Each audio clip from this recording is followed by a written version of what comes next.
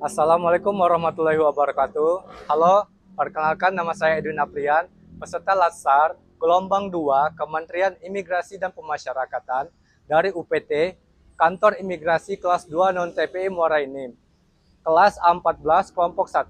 Saya akan menjalankan tugas video mengimplementasikan nilai dasar berakhlak di keseharian saya sebagai CPNS. Ikutin saya. 1. Berorientasi pelayanan. Saya, sebagai CPNS di bidang teknologi informasi keimigrasian, nilai yang pertama yaitu berorientasi pelayanan.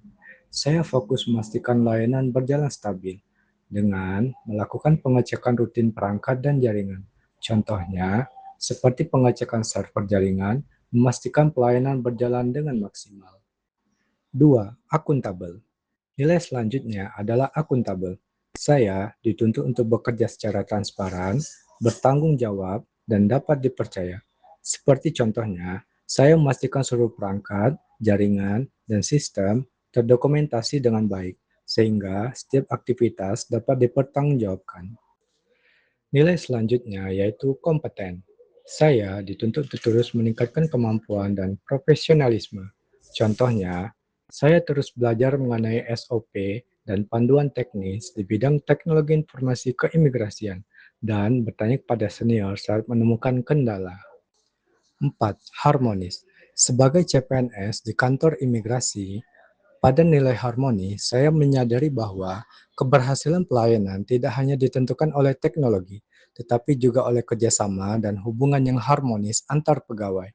Di sini, nilai harmonis untuk saling menghargai dan menjaga kebersamaan demi mendukung pelayanan terbaik di kantor.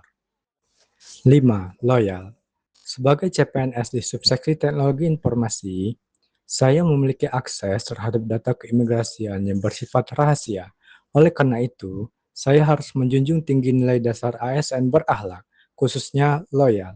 Menjaga data keimigrasian merupakan bentuk loyalitas saya kepada negara dan instansi.